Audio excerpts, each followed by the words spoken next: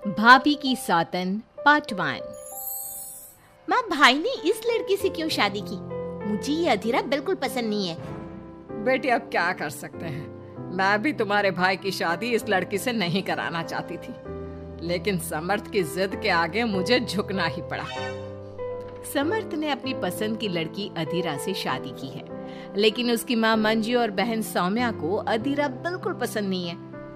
समर्थ की माँ ने तो अपने बेटे के प्यार के आगे अपना सर झुका लिया और दोनों की शादी करवा दी, लेकिन सौम्या ने अभी तक हथियार नहीं डाले थे। वो अभी भी अपनी भाभी को घर से निकालने की हर मुमकिन कोशिश कर रही है।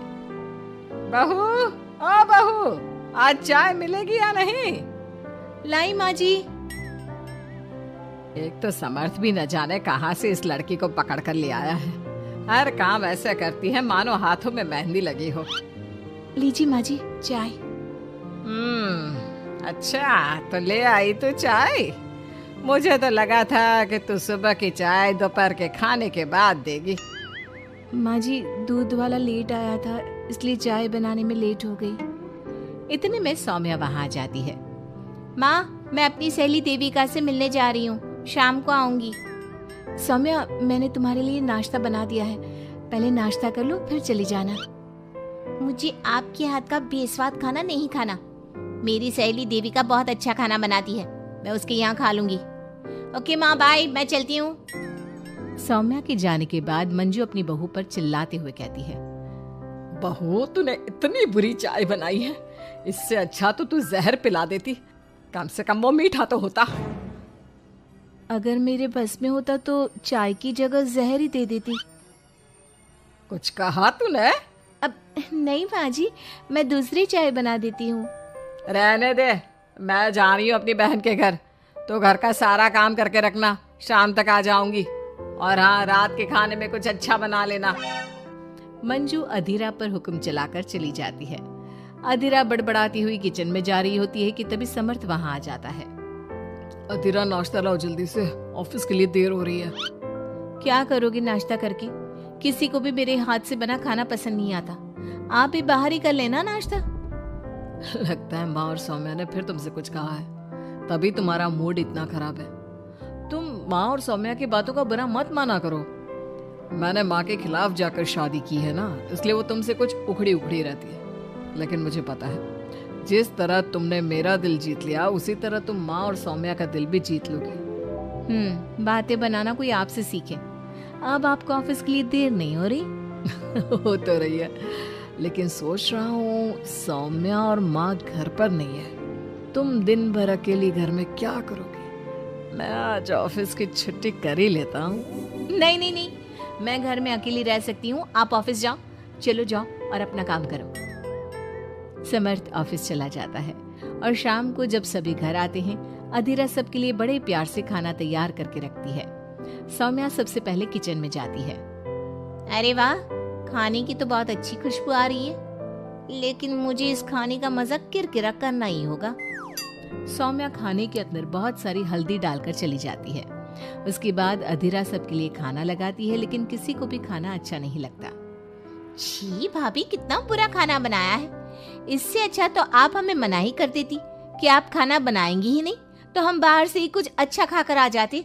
कम से कम हमारे मुंह का स्वाद तो नहीं बिगड़ता।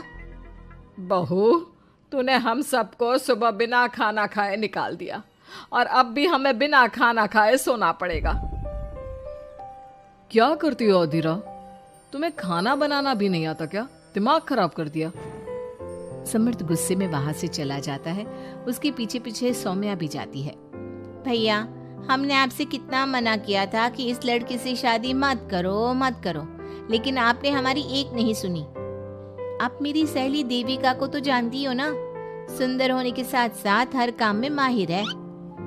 सौम्या देखो, मैं वैसे ही परेशान हूँ, तुम मुझे और परेशान मत करो, जाओ यहाँ से।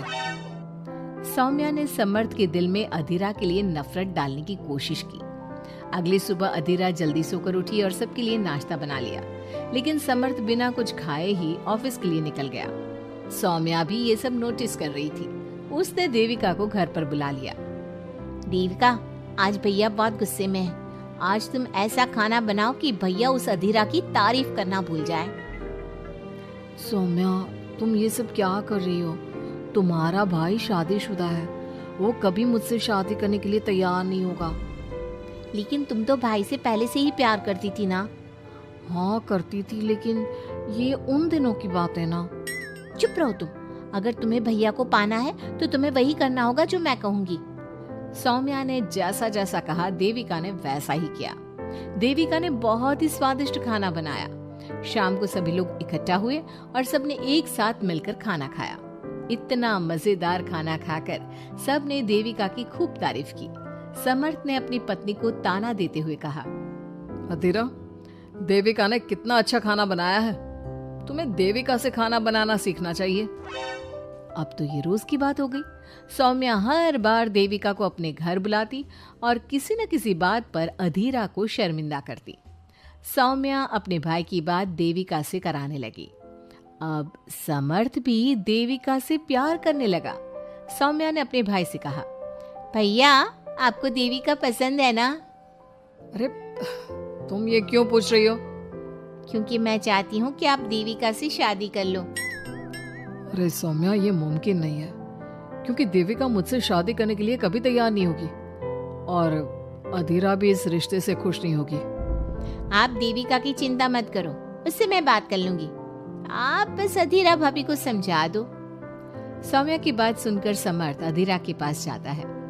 वो उससे अपनी और देविका की शादी की बात करता है। अधीरा, मैं देविका से शादी करना चाहता हूँ। क्या? आप शादी करोगे? लेकिन क्यों?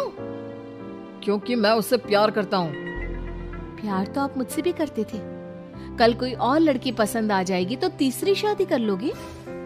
देखो अधीरा, तुम्हें घर में कोई पसंद नहीं करता। तुम्हारी शादी मैंने माँ के खिलाफ जाकर की थी। अब तुम मेरे और देविका के बीच में मत आओ, प्लीज। क्यों बीच में ना आओ? मैं ये शादी नहीं होने दूंगी, आप चाहे कुछ भी कहो। अधीरा की लाख विरोध के बावजूद भी सौम्या और मंजू ने समर्थ की शादी देविका से करवा दी। आखिरकार सौम्या अपनी भाभी की सौतन ले ही आई। शादी के बाद देविका ने घर में आते ही घर वालों के साथ कैसा सलूक किया और अधीरा के साथ क्या हुआ, ये सब जानने के लिए इंतजार कीजिए हमारे अगले एपिसोड का।